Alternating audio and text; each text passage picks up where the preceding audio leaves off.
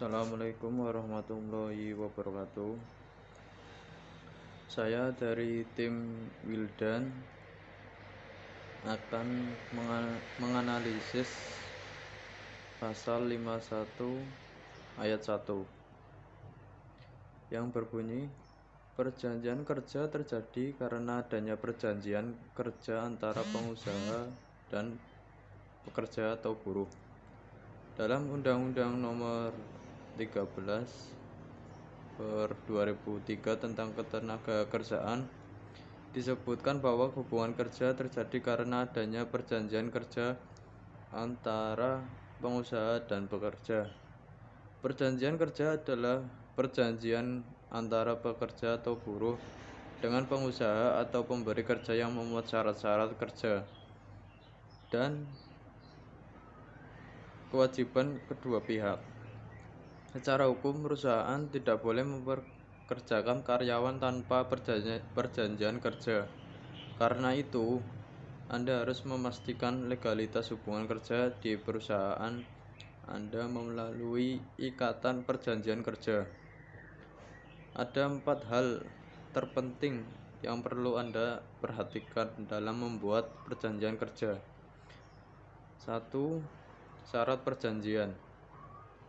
Ini hal terpenting karena terkait dengan syarat-syarat sahnya perjanjian kerja menurut hukum.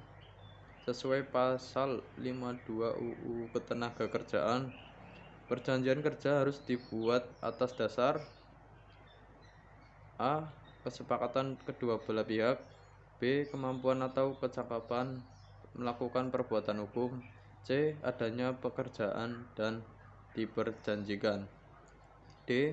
Pekerjaan yang diperjanjikan tidak bertentangan dengan ketertiban umum, kesusilaan, dan peraturan undang-undang yang berlaku. Artinya, pengusaha dan pekerja sepakat mengenai hal-hal yang diperjanjikan dan mengikatkan diri mereka. Kedua pihak haruslah cakap membuat perjanjian. Waras tidak ada gangguan jiwa, dan cukup umur atau minimal 18 tahun. Perjanjian kerja juga harus memilih objek, yakni pekerjaan yang diperjanjikan, yang memenuhi ketentuan sebagai pekerjaan yang halal, tidak bertentangan dengan undang-undang, ketertiban umum, dan kesusilaan. Jika bertentangan atau tidak memenuhi syarat A dan B, maka perjanjian dapat dibatalkan, sedangkan melanggar syarat C dan D, maka perjanjian batal demi hukum. Kedua, isi perjanjian kerja. Sebuah perjanjian kerja mengandung 3 unsur, yakni syarat-syarat pekerjaan, hak pekerja dan pengusaha, serta kewajiban pekerja dan pengusaha. Pasal 54 UU Ketenagakerjaan mengatur perjanjian kerja yang dibuat secara tertulis kurang-kurangnya memuat A. Nama, alamat perusahaan dan jenis usaha, B. Nama, jenis kelamin, umur dan alamat pekerja atau buruh, C. Jabatan atau jenis pekerjaan, D. Tempat pekerjaan, E. Besarnya upah dan cara pembayarannya, F. Syarat-syarat kerja yang memuat hak dan kewajiban pengusaha dan pekerja atau buruh, G. Mulai dan jangka waktu berlakunya perjanjian kerja, H. Tempat dan tanggal perjanjian kerja dibuat, I. Tanda tangan para pihak dalam perjanjian kerja. Ketentuan E dan F tidak boleh bertentangan dengan peraturan perusahaan, perjanjian kerjasama, dan peraturan perundang-undangan yang berlaku. Misalnya besarnya upah wajib mengikuti aturan upah minimum (UMP) atau UMK atau UMR, dan disesuaikan dengan struktur dan skala upah perusahaan. Selanjutnya atau selebihnya akan dilanjutkan oleh Mas Arya Gilang. Terima kasih. Assalamualaikum warahmatullahi wabarakatuh. Nama saya Arya Gilang Pamungkas, NPM 187100025. Di sini saya akan melanjutkan pembahasan tentang pasal 51 ayat 1 Undang-Undang Ketenagakerjaan. Di sini saya memiliki dua pokok pembahasan, yaitu bagaimanakah Undang-Undang Ketenagakerjaan terutama pasal 51 ayat 1 di Indonesia berlaku, dan apakah Undang-Undang 51 ayat 1 Ketenagakerjaan itu diperlukan.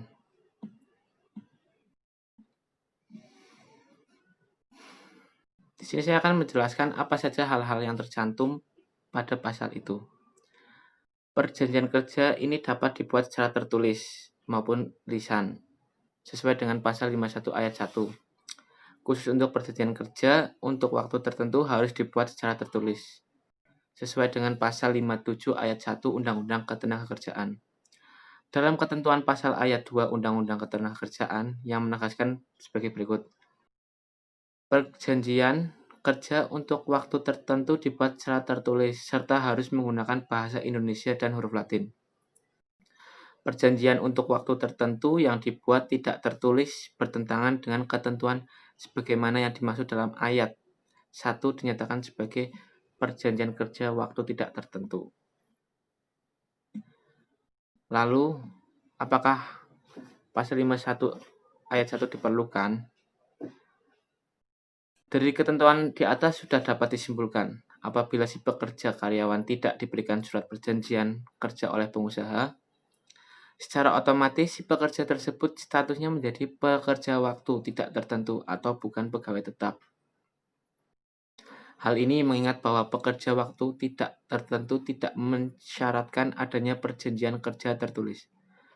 Namun, apabila pekerja waktu tidak ditentukan dan dibuat perjanjian kerja tertulis, maka diharuskan membuat surat pengangkatan sebagaimana yang dimaksud dengan ketentuan pasal 63 ayat 1 Undang-Undang Ketenagakerjaan. Yang selengkapnya menyatakan sebagai berikut. Dalam hal perjanjian kerja waktu tidak tertentu dibuat secara lisan, maka pengusaha wajib membuat surat pengangkatan bagi pekerja buruh yang bersangkutan, sebagaimana yang dimaksud dalam ketentuan pasal 12 Undang-Undang Ketenagakerjaan. Lalu, apa saja hal yang akan terjadi jika pasal 51 ayat 1 dihapus? Yang pertama, waktu kerja. Maka, perusahaan dapat memberikan waktu kerja yang tidak normal pada pekerja yang tidak melakukan perjanjian di awal. Seperti contohnya, jam efektif kerja di Indonesia itu 8 jam. Karena tidak adanya perjanjian di awal, bisa saja pekerja yang tidak diberikan perjanjian di awal bisa saja bekerja lebih dari 8 jam tanpa dihitung lembur. Lalu untuk istirahat dan cuti.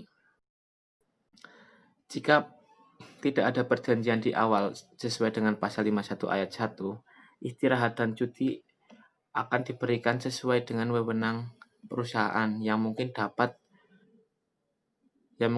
membuat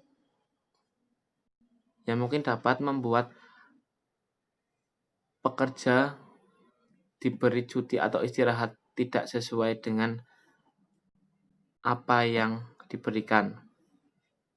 Seperti contohnya, dalam 1 tahun yang seharusnya pekerja mendapat cuti 3 kali dalam 1 tahun hanya diberikan sekali. Itu juga dalam waktu yang singkat. Lalu pengupahan, tunjangan hari raya, THR, pesangon pemutusan hubungan pekerja atau PHK.